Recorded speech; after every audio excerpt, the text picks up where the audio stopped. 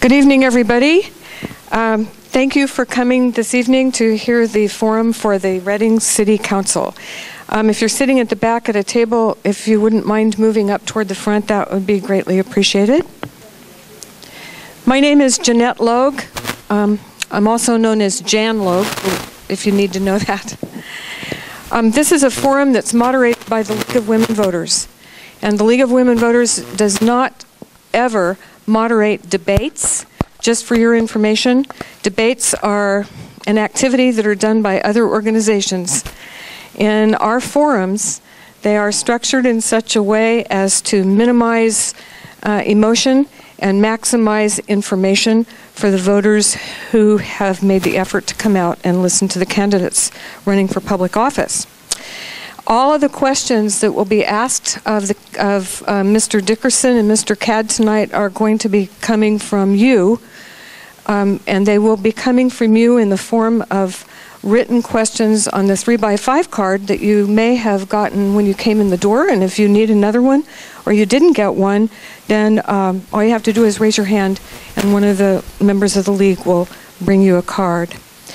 The order of speaking has been done by lot, and so Mr. Dickerson will be first with his opening statement, then Mr. Cadd, and every time there's a question, we'll go back and forth in rotation, so the same guy isn't answering every time first. I wanted to make an announcement. We have 3 candidates running for Reading City Council, and Missy MacArthur is not here. She is a candidate, and I want to make sure that you understand that when you are running for public office, whether you're an incumbent or a challenger, you have many opportunities and many invitations to go to be other places, and it's impossible to be 2 places at the same time. And so these guys and women have to make choices about where are they going to be. Ms. MacArthur made a commitment to speak at Think Pink at the Sundial Bridge tonight. She is a person who has dealt and is dealing with cancer, and she made this commitment to be a speaker long before the date of this forum was set. And she was regretful in the fact that she wanted to keep with her earlier commitment and could not be here tonight, and I thought it would be fair to let everybody know. In addition to that, these 2 gentlemen are intending to get over to that celebration as early as they can, since there are only 2 of them and we don't have a horde of people here with lots and lots of questions. I anticipate that we will be out of here at least by 7:30, which is 1 hour. So there's an order of speaking, as I told you. You can show this signs, please, Donna. You'll have a 1-minute reminder, a 30-second reminder, and a time with a stop sign, and when the red stop sign goes up, you are done. We're not bad actors like some of the guys on TV who just plow their ways through, and we don't do that at a League of Women Voters forum. So this red sign goes up, that's it. Opening statements of 3 minutes each. Each candidate will have 2 minutes to respond to each question and a 2-minute closing statement. I'm going to ask that all questions have to do with the city of Reading. After all, it's the city council election and the responsibilities of members of the Reading City Council. Please do not direct questions to a specific candidate, because all questions are going to be responded to by each of the gentlemen. Thank you very much for coming. I'd like to introduce some of the members of the League who are here tonight. If you are a member of the League, would you please raise your hand instead of calling everybody by name? And our president of the Reading Area League of Women Voters is over here, Janet Terrell. So with that, it's time for opening statements. Well, okay. Operator error. Dick, try it again and see. Is it on yet? Okay. All right. Mr. Dickerson? I'm looking around to see whether or not I should say welcome, ladies and gentlemen, or just welcome, ladies. And it sure looks like this is a welcome ladies' night. And I appreciate all of you folks the work that you do as the league and the folks who come out tonight to try to get some answers to some questions that may trouble them. My name is Dick Dickerson. I am currently the mayor of the city of Reading. I've been a council member for 8 years. Prior to that, I had 4 years in the California State Assembly, and prior to that, 5 years on the Shasta County Board of Supervisors. I also had a 30-year law enforcement career both in Southern California and up in Shasta County. When I retired from that is when I decided to see if I could continue to serve the community through the political arena. I'm married to my wife Betty, sitting in the rear of the room. We've been up here since 1986. We have 8 grandchildren, 2 of whom are residents up in Reading now. And they're one of the reasons that I want to stay involved in city politics, because I want them to remain living here, and I want them to be able to have a good community to live in, and I want them to be able to find a good job when they finish school. So that is my personal background. The important things that I think are critical to the city of Reading now, number one, is that we have to manage our fiscal affairs so that we can continue to deliver services.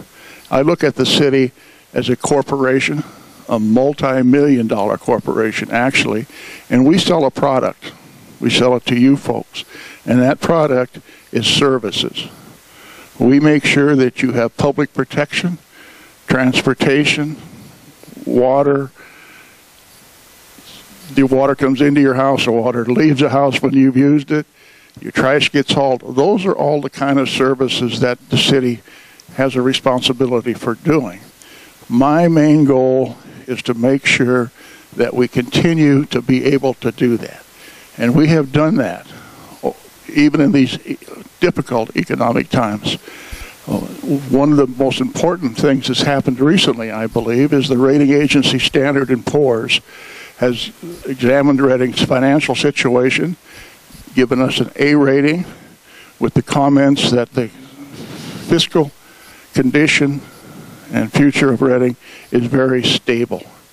We need to continue those policies that we had over the past 4 years so that 4 years from now, when we get rated, we continue to be A and to be stable.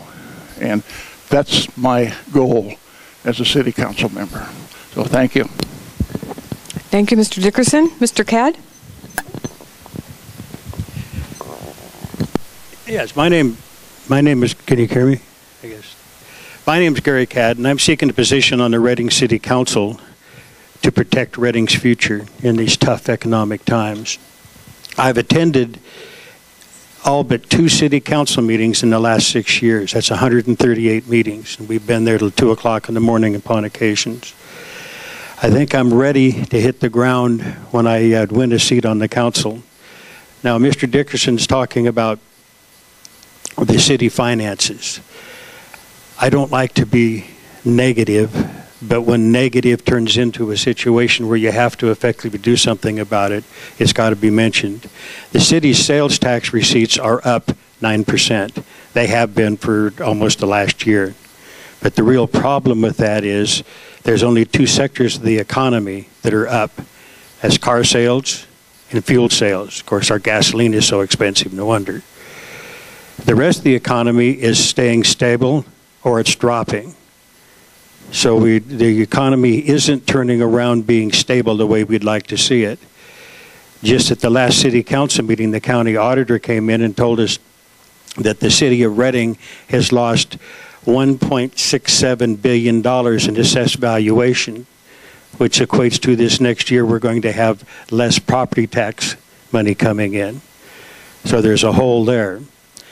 The CalPERS retirement fund, their plan is set to have to make on their investments. Their return has to be 7.5%. This last year, ending on June 30th, they got 1%. When they come up short, they come to the city looking for more money. Next spring, they're going to be coming in looking for probably right now, the way their system is set up, you can't tell exactly what the amount's going to be, but it's going to be $3 to $5 million somewhere in that general forum. So we have some tough times in front of us, and we need to be able to have people on the council that's going to be protecting us, the people of the city of Reading. Thank you. Thank you, Mr. Cadd. And there are only two of you, and Mr. Dickerson was first with his opening statement. So, Mr. Cadd, you get the first question. And that is, you'll answer the first question first. What, in your opinion, has been Reading's greatest success over the last 4 years and its greatest failure?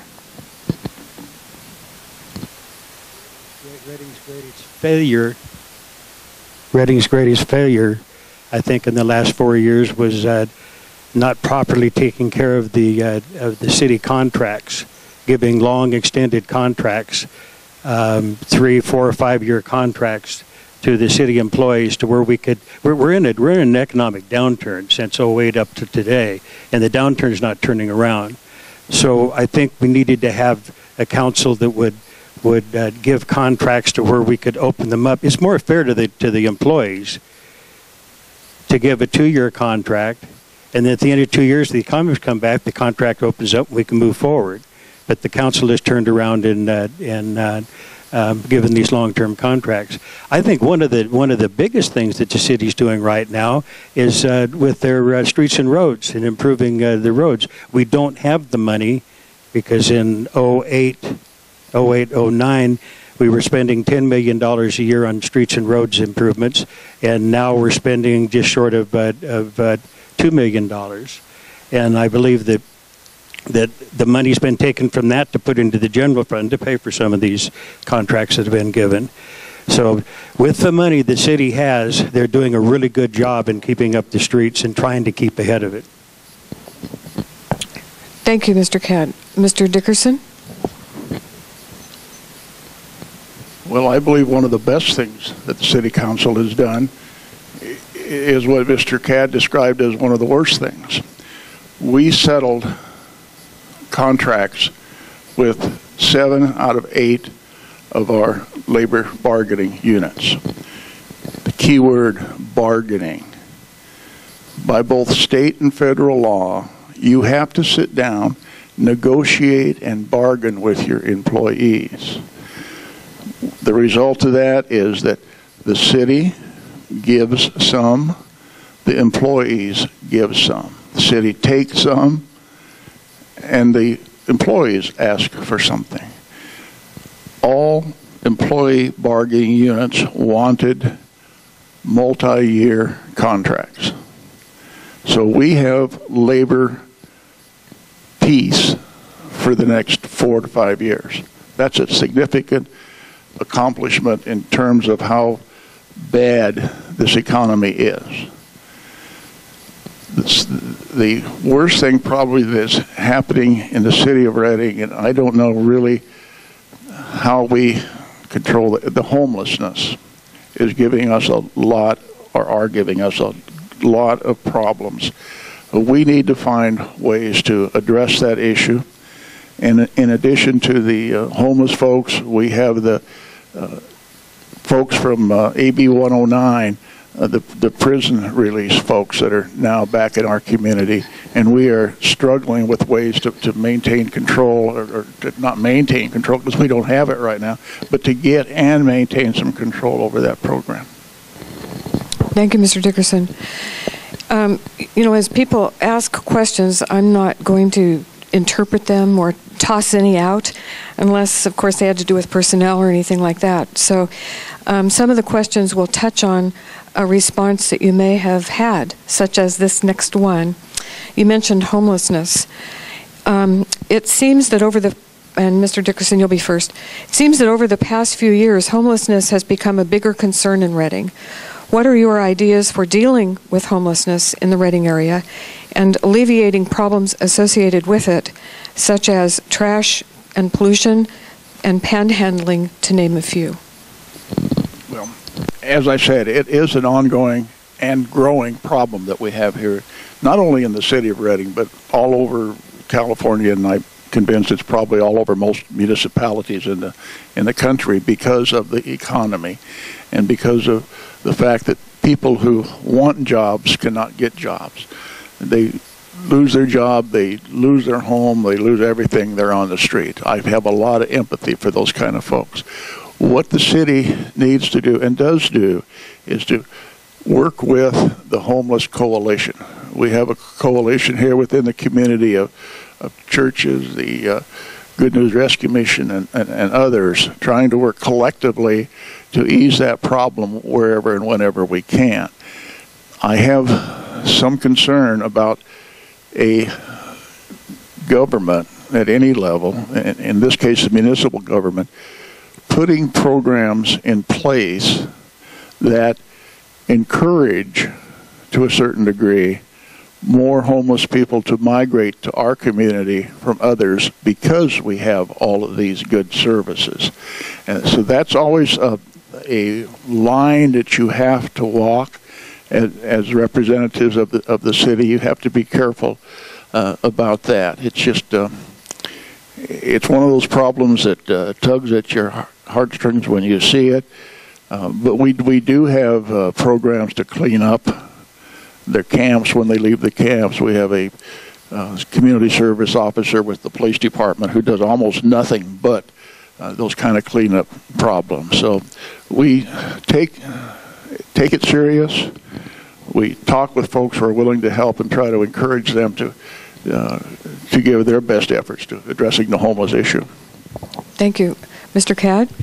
This is one of those issues that Mr. Dickerson, I really hate to have to say this, but we agree. Mr. Dickerson and I usually a lot of times don't agree on things. But he's right, because the police department does a really good job on keeping the vagrancy down. We do have the rescue mission in several other entities within the city, and it's an issue that if we let it get too far out of hand, we're going to have people moving here because of what the services they can get here. And what we really need is to have the folks that, if they are from here, that they would be here and we effectively help them. But in the long run, I believe that if we had Redding Electric Utility was still having the late fees put into the electric utility where they're supposed to be, we could be helping the poor and working poor with their electric bills, and then they wouldn't be forced to move out of an apartment or a home that they're in. I mean, there's quite a few people in town that are still underwater with their homes. Foreclosures are coming, but they haven't had to move out yet. When you force those people out of their home, where are they going to go? This is what adds to the problem. Thank you, Mr. Cadd. As I said a minute ago, sometimes, you just have responded to a question, and that happens to be the topic of the next one, and that's the case here. So, Mr. Cadd, the next several questions have to do with REU. Do you believe that it would be a good idea for REU to offer tiered rates based on usage with adjustments for folks with special needs, or possibly time of use rates? Why or why not? Well, I don't know that I totally agree with tiered rates, but they're coming. This is part of what's going to be coming on our future. So tiered rates will be coming, and the cost of electricity is going to be going up, and it has been going up. Primarily, we've had three increases in the last 3 years at over 8%. That's 24% total, and I believe we have another one coming up in December. But a big portion of what's coming is not Redding or REU's fault. It's coming because the state of California, in its infinite wisdom, has decided that hydro-produced electricity is not green. What water produced is not green, which of course it is. But the reason they're doing that is because it's really a war between PG&E and Southern California Edison. Southern California Edison never invested in hydro. PG&E did. So the state legislature decided that they need to keep an even keel, and by doing that, hydro is not to be involved. So that's one of the reasons that they're forcing us to buy more wind and solar. And hydro, such as up in Bernie, Hydro up there is coming in at about 6-7 cents a kilowatt, and the new windmills up there are 26 cents. So you see the difference in cost right there, right off the bat of what's costing. So this new green electricity is going to be very expensive. Thank you, Mr. Cadd. Mr. Dickerson? Well, the Reading Electric Utility has constantly been evaluating the rating system. The problem with the tiered system, as a result of their studies and findings, is that if you have a tiered system, and if you set up programs where folks don't have to pay as much for whatever reason, somebody else has to pay that difference. It costs so much money to produce, transmit, and get electricity to a home that you can't give some of it away and balance your books. So it's not a good idea. It sounds like a wonderful idea, tiered rate for people who can't afford it, but it just puts the burden on other folks within the system if they have to pay for the electricity that is being used by someone else but not being paid for by someone else. So it's not a particularly good program at all. REU does have several programs that give assistance to folks who are low income and elderly, and will continue to have those. And we do have rate increases recently, and we'll have another one coming pretty soon. But it's because it costs more to produce electricity now than it did 2 years ago. And like any other business, when your costs go up, you need to, if you're going to stay in business, you have to raise your prices. It's as simple as that. It's not something that's driven by REU. It's driven by state and federal mandates. Thanks, Mr. Dickerson.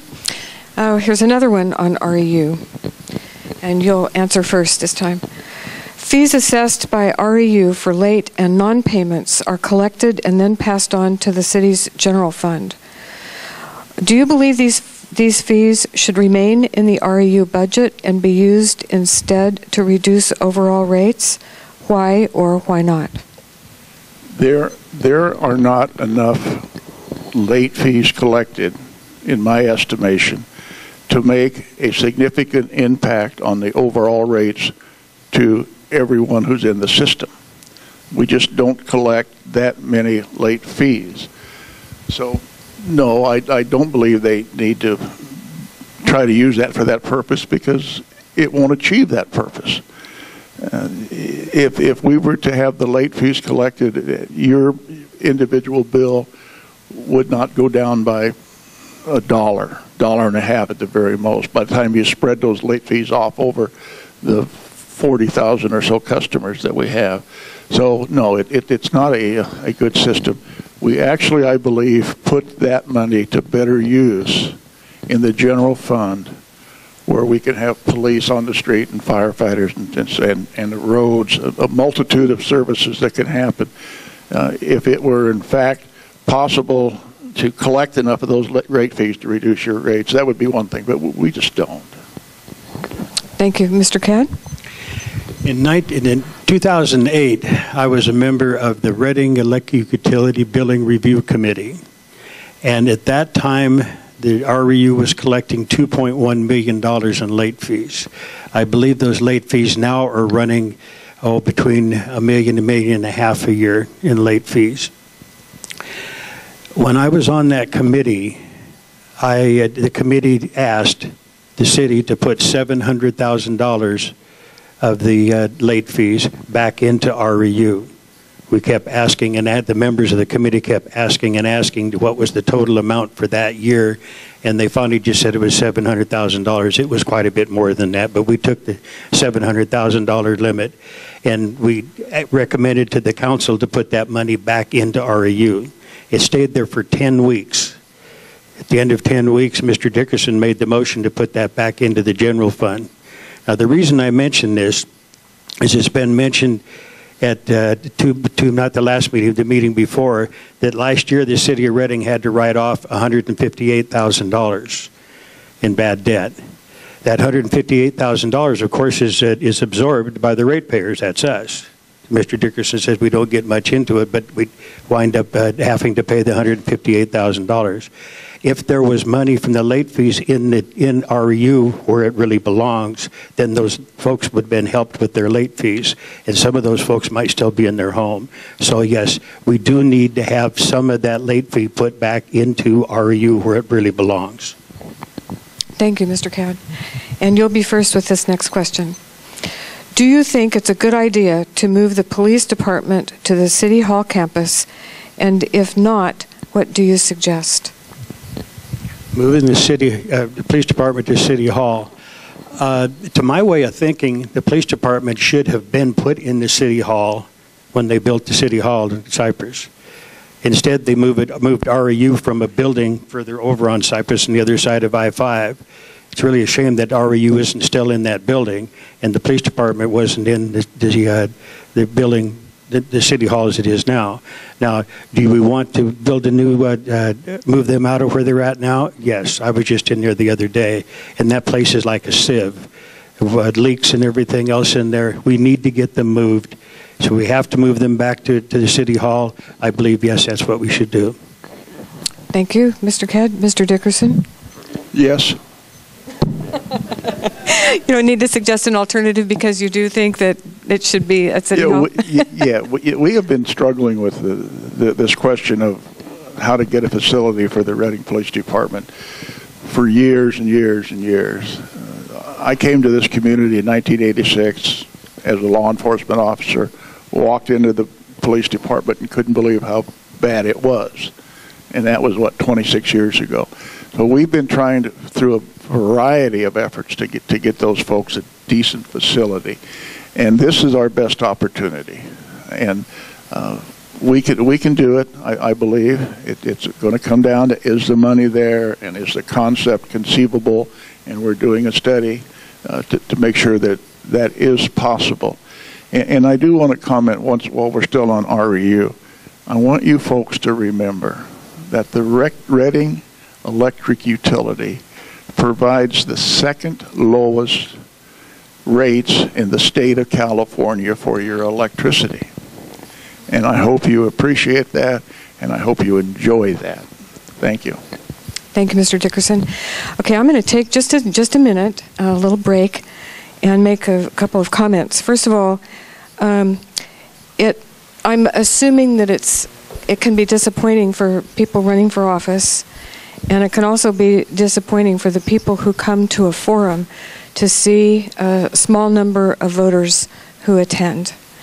But I have a feeling about that that's pretty strong, and that is that people who come to these have friends and relatives and neighbors, and I know that you will be talking to other people about what you heard. So for every one person who takes the time and get out of their comfortable home to come to a forum, there are probably several more who are going to hear about the remarks that they heard personally tonight through nobody else's filter. So it is not a waste of time, and I hope that those of you who've come tonight are not discouraged by this. I'd rather see it full, but I do know that people do talk and share experiences, and I hope that you gentlemen are not discouraged about it, and I want to thank you on behalf of the League for coming tonight. Okay. I've certainly talked before smaller groups. Have you? I don't know if that makes me feel any better. And by the way, I didn't mention to begin with that the League of Women Voters is political, but it's also nonpartisan. And although the League of Women Voters, in case you don't know this, will occasionally take positions on ballot propositions, we never, ever, ever, under any extreme circumstances, would ever take a position on a candidate. So we are absolutely 100% nonpartisan as an organization when it comes to candidates running for any office. Okay. Now, who is next? Ms. Dickerson? Okay. It's really stupid when you can forget and there's only two people. Okay. That's right. It's better than most of the time. This one also has to do with law enforcement. Have you ever been on a ride-along with Reading Police, and if so, when? And what did you learn about the fight against crime in our city? Well, I had 30 years law enforcement. My first 10 was at the Riverside Police Department, where I had a lot of ride-along folks riding with me. When I came up to Shasta County in 1986, it was to start the Shasta Interagency Narcotics Task Force. The Reading Police Department is a member, was and is a member of that task force. So I had a great deal of interaction with law enforcement here locally. My father was the chief of police in a Denver suburb. So I have an extensive background in law enforcement, and I like to think I have a very extensive understanding of the situation. I'm the city council liaison to the police department. I confer on a regular basis with Chief Paletti, as I did with Chief Hansen, about the issues relative to the public safety here in the community. I don't need that last minute. Thank you. Thank you. Mr. Cadd? Yes, as far as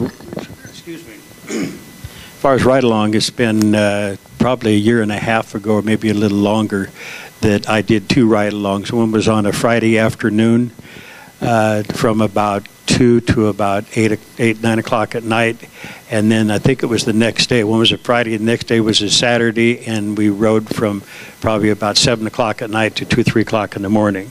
And I had asked for those 2 particular times because I figured there would be more problems going on to effectively see.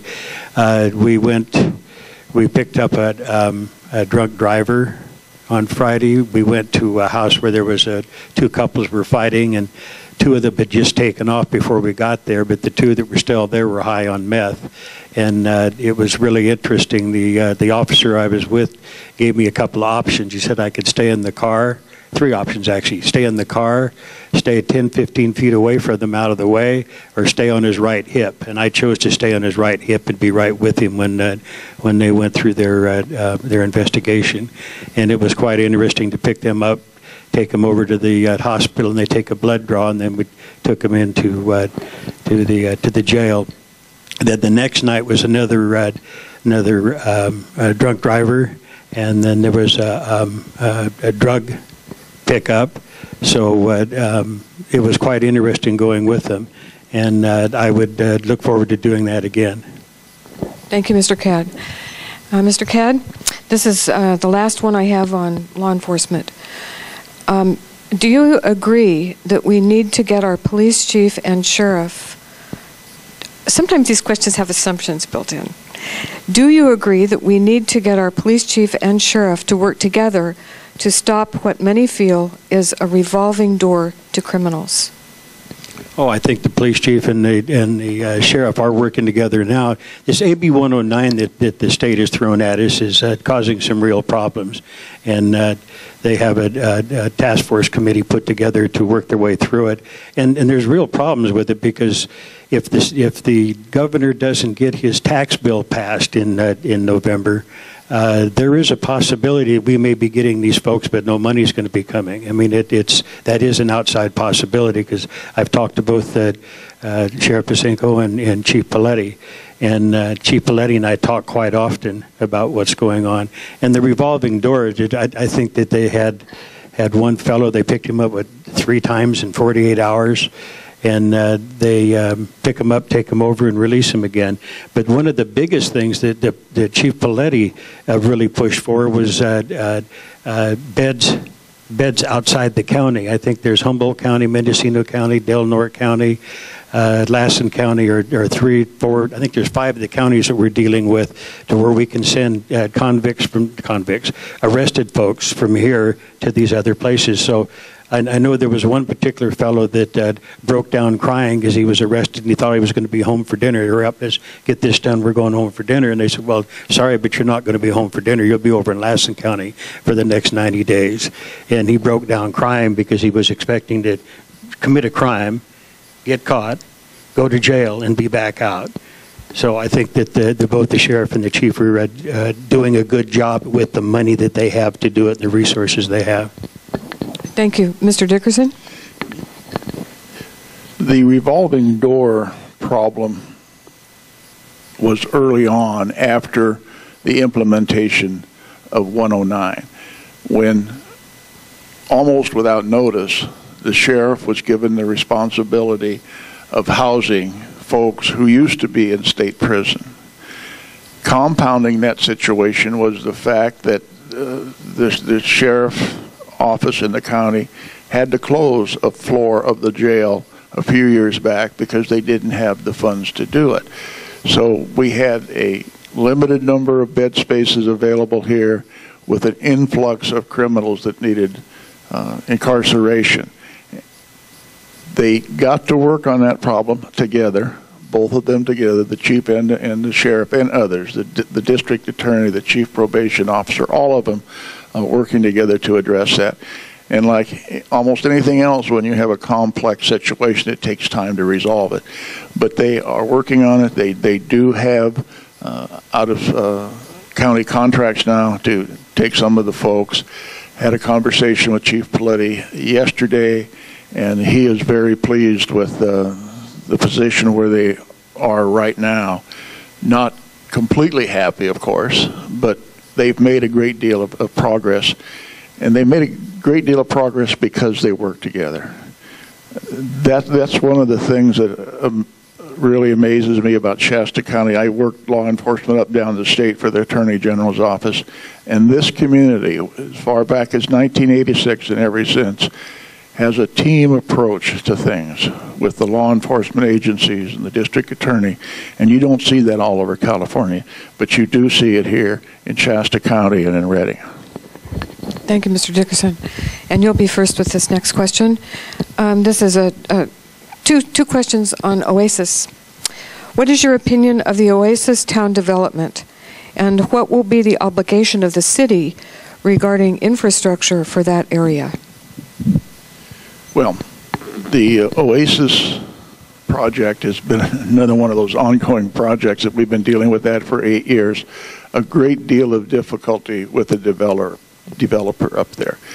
Hard to deal with, hard to get things accomplished when he's involved. But now it's finally beginning to come together, and I think it's going to be a positive for the community once it's built out. And Costco has agreed that they want to move up there. Corporate Costco gave the local Costco the authority to move and to do what has to be done up there.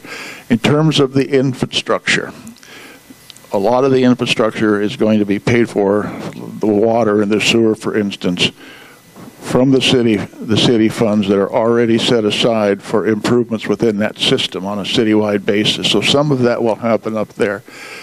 There's still going to be a large hole in the funding for the infrastructure that's needed up there. And it's going to come down once again to cooperation from Costco, from the developer, and from the city. And we will be working on ways to make that happen. Some of the funding is going to come from them. In my opinion, I'll make sure that most of the funding comes from those who are going to benefit the most from it, and as little as possible from the taxpayers of Redding. Thank you.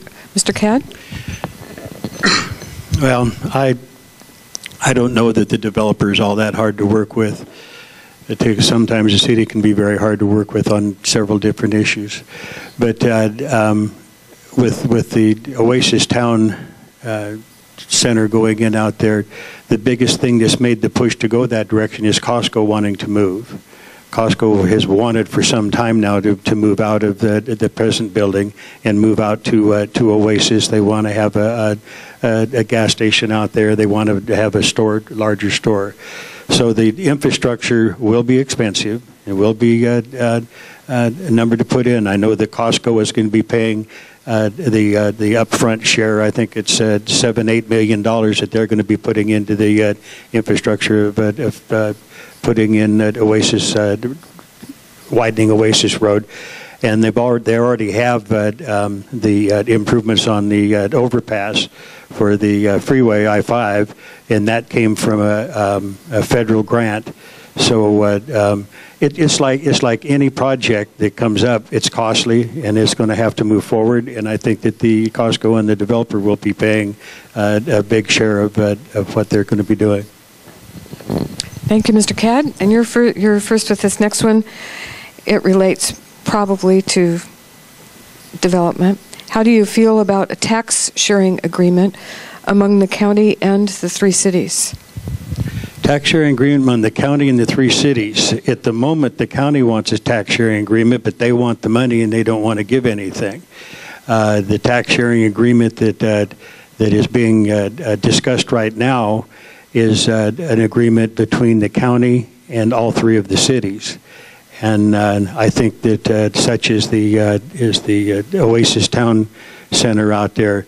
If the county wants to put some money into the infrastructures out there, they would receive a percentage of the sales tax receipts from out there. If Anderson and Shasta Lake City could govern accordingly, and they would receive it. So I think the tax sharing agreement is a great idea, but it's not. It's an idea that where you have to put something in to get something out, that you're not going to be getting something from free, because the city of Reading can't just give up sales tax. There has to be an agreement of putting something in, something coming out. So I'm in favor of it. I think it's a really good idea. Thank you, Mr. Dickerson. The city and the county had 2 previous endeavors relative to tax sharing. I was involved in both of them. The second one, as a representative in the negotiations as the mayor, as I am this go-around, we are having those discussions. It always sounds good, but just try to reach agreement and you can't do it. Let me ask you this question. If tax sharing agreements between cities and counties in the state of California was such a wonderful idea, why aren't there some? You can find a couple of tax sharing agreements relative to annexations. When a city annexed a part of a county, they agreed to some property tax sharing. That's the only thing you can find out there. We have struggled and struggled to try to find some way to make that happen, and it's just nearly impossible. The suggestion that the cities and the county contribute to Oasis doesn't make a lot of sense, because the city and the county don't have any money to contribute. And if they were to, let's say they had $5 million that they could pay into the Oasis project, the only way they would get that money was to borrow it. So any money that they got as a result of that would have to go towards paying off that debt service, and they wouldn't make any money. So it's something to discuss. We discussed it, and it's not going to happen. It just doesn't make any sense. Thank you. And Mr. Dickerson, you're first with this one. What do you believe are the most important issues facing the City Council in the next 2 years? Well, once again, I'll go back to my opening statement. The most important thing that we have to do is manage our resources. Our resources may increase a little bit. They're not going to increase a great deal, but our responsibilities are going to remain the same. And that's the balancing act.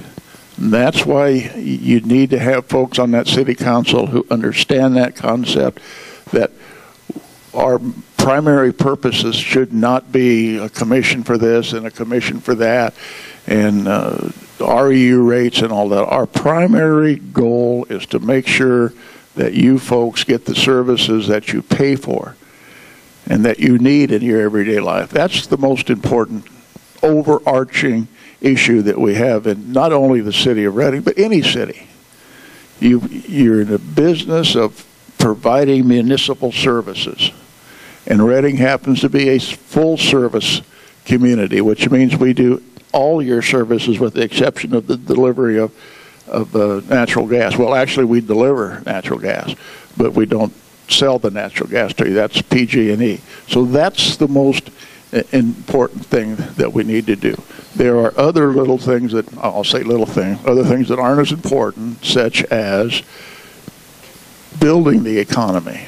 You know, I've worked very hard with the Economic Development Corporation over the past 8 years to try to develop more jobs in the city of Reading. And we are continuing to work on that. We're shifting our focus from industry to entrepreneurships with local folks doing the investing, and things are inching forward in that regard. But maintaining services, doing what we can to help create more jobs is the overriding things. Thank you. Mr. Cadd? Yes, we do have to continue giving our services, but the biggest problem we are going to have is going to be money that's going to be taken away from us. CalPERS is coming, calling. The property tax receipts are going to be down. State of California sales tax in August was down 1/3 by their projections. So we're going to have the state and the retirement groups coming and asking for money, and this is going to be $4 or $5 million, somewhere in that general range. And we can't just continue giving these out each year as it goes by. Last year they had to come up with just shy of $4 million. This year it's going to be quite a bit more than that. So we have to be careful of where our money is and what money we have, so that we can supply the services. So we do have some problems in front of us, and we better keep an eye on what's happening. Now, I also would like for a second to get back, since I have some time here, to get back to sales tax agreement. I've said for years that there had not been a sales tax agreement in the state of California between governments to put money into a general fund, which is a true statement. But with this sales tax agreement that's been going on now, and it doesn't just have to be Oasis, it could be on any specific area within the city. But if we had a specific area, hard word, that we could govern the sales tax, and then infrastructure money would come in, because the county and the 3 cities do have transportation dollars.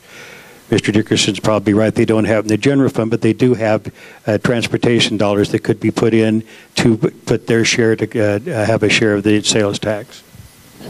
Thank you, Mr. Cadd.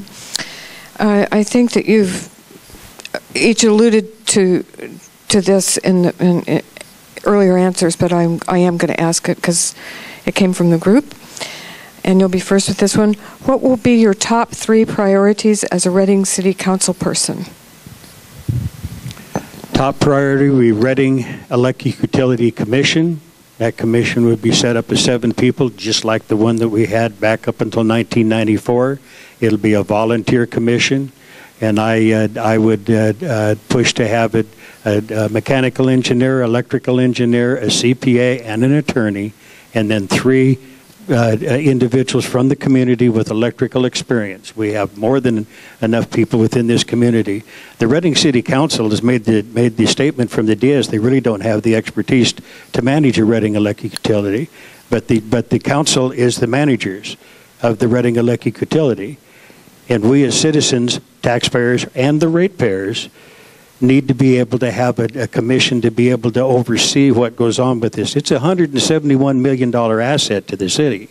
That's an awful lot of money, and to leave it up to the city council, we need to have a commission. The second one is streets and roads, and finding more money to take care of our roads. And the third one is to put more police and fire back on the streets, more boots on the streets, if you will. Thank you. Mr. Dickerson? Well, once again, the top priority is to manage our money so we can deliver the services we need to. The second priority should be to relocate the police facility. The third priority is to continue to work to reduce the costs of medical and pension things for our employees. Now, I have to comment on this electric utility commission that's been suggested. The Reading Electric Utility has a membership in half a dozen professional organizations that deal with nothing but municipal utility issues. They do not work in isolation. These are very complex problems facing all of municipal utilities in the state of California. You have to buy electricity. You have to sell electricity. It's very, very complex. You're faced with a lot of state mandates about renewable energy and that type of thing. But the folks that work for electric utility here in Reading do not face that in isolation. Their associations work jointly on that. They are extremely professional, not only here in Reading, but across the board with these associations. They do not need a group of citizens to try to tell them how to do that job. As well-meaning as the citizens might be, they're not going to be well-versed on the complexities of running an electric utility. If you think they need oversight, you are completely wrong. If you want to have an advisory committee that advises the city council on REU issues, that's another thing. Completely acceptable to me. But it's not acceptable to form a commission to try to tell the REU how to manage what they're doing in light of the fact that you folks continue to get cheap electricity. Thank you. The last question says, please answer with a yes or no. So I'm going to read it that way, but remember you do have 2 minutes to explain your answer. And Mr. Dickerson, you're first. Have you signed a pledge to not raise any taxes during your time of public service? Please answer with a yes or no. No. No. Well, that was quick. Do you want any amplification? Okay. I discarded one, which I don't normally do because I want to get these guys out of here in the time that they requested. But now we have time. So there is one more. And Mr. Cadd, REU is considering outsourcing its call center. This will ultimately mean fewer jobs for local citizens and monies going out of state, both meaning less money spent in Reading.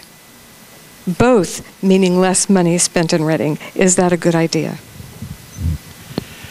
REU is considering sending the call center jobs out of the state, sending them to Nebraska. Well, actually, the jobs aren't going to be in Nebraska. They're going to be work-at-home folks that live in Arizona and New Mexico. The name of this company is Vertex. The company is an international company. They have offices in Dubai and India and around the world. The staff report that the city put forward, and this issue is before the council, made mention that most of the calls west of the Rockies go through this switching station in Nebraska to these Arizona, New Mexico folks. That's most of them. There could be a possibility this information could go outside the country. You have to realize that REU collects Social Security numbers. REU collects bank account numbers if you paid by automatic withdrawal. They have your credit card numbers if you use your credit card. All this information is going to be sent out to wherever it's going to be around the world. They talk about computers being safe. The White House has been hacked. Department of Justice has been hacked. They're not safe. That information needs to stay here in the city of Reading. The city of Reading, if they don't have, they should have a computer system that's secure to keep this information here. So we shouldn't be sending those jobs. If there's any outsourcing to be done at all, they should have an RFP, request for proposal, from within the city or the county rather than sending these jobs outside the state. Thank you. Mr. Dickerson? Well, it's more complex than just whether or not the call center should be moved. We have a contract with Vertex that provides the computer systems that manage REU. We've had that contract for a long, long time. The system needs upgrading. Whether or not we have Vertex do it or someone else, it has to be upgraded. So Vertex's offer is we will upgrade your system for X number of dollars, and we would also like to discuss the possibility of operating a call center for the REU. We are studying that offer. We do not know whether or not it will be worth doing or not. So it's not something that we need to get all excited about at this time because we don't even know. Remember what I've said many times tonight, we have to manage our money. Part of that is looking at the opportunities to save money. We will save money with our update on the computer system if we go with Vertex. We may or may not save money with the call center. So we need to look at that.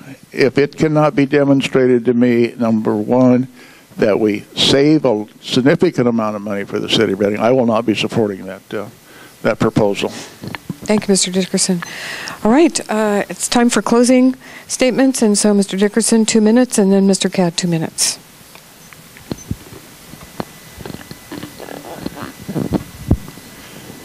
You have to excuse me, I'm breaking in 2 brand new knees, so it's hard for me to get up and down and move around. I would certainly like to have your support in the election that's upcoming. Let me tell you what I think you will get if you vote for me. You will get a great deal of experienced leadership. I've been able to rise to a leadership position in all of my endeavors, both at the county, the city, and the state level, and in law enforcement. Leadership is important. I'll give you a quick example. As chairman of the Regional Transportation Planning Agency, I lobbied very, very hard, both with that agency and with the California Transportation Commission, to widen I-5 through town. We brought the CTC up here when I was chairman 2 times to study the situation. I visited their offices in Sacramento and Oakland in order to be able to get the money that we needed to widen I-5.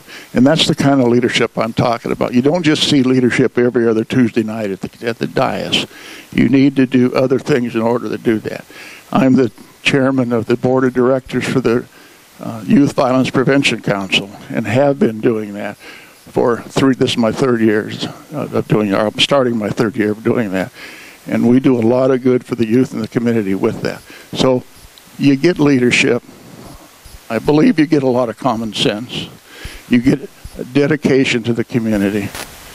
I've been 50 years, I hate to admit it, but with military, law enforcement, and elected positions. I've had over 50 years of serving the folks of California and the city of Reading. And I want to continue to do that, and I hope I'll get your support. Thank you. Mr. Cadd?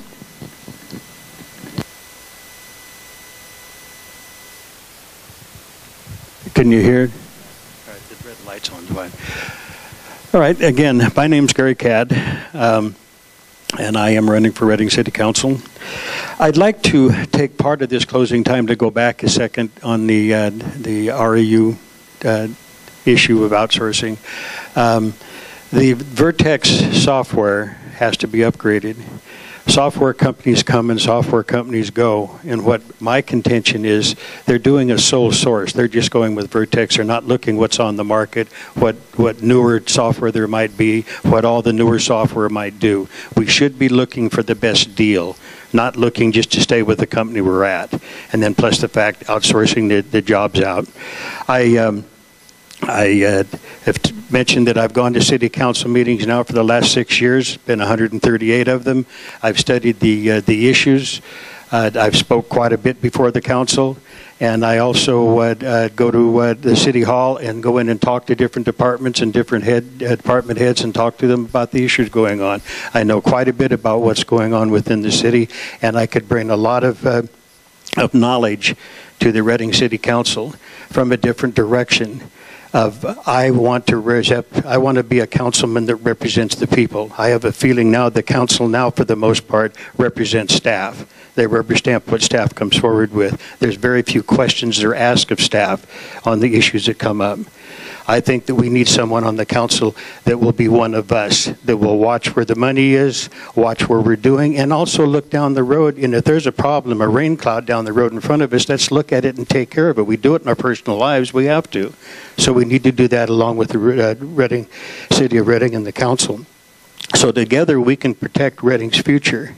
And I ask for your support and your vote in the coming election when you mark your ballot. Gary Cadd, Reading City Council. Thank you. Thank you, Mr. Cadd. In closing, very quickly, it's very hard work, and it takes a lot of courage to work in public service and to run for office for public service. And so for that, I want to thank both of you. It isn't easy. And for you, I just want to call your attention.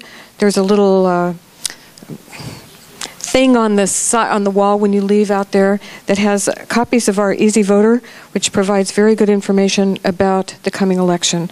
There are also some on the back table. The last day to register to vote is Monday, and the election is November 6th, and vote-by-mail ballots have gone out. So please be sure to vote, and thank you very much for coming.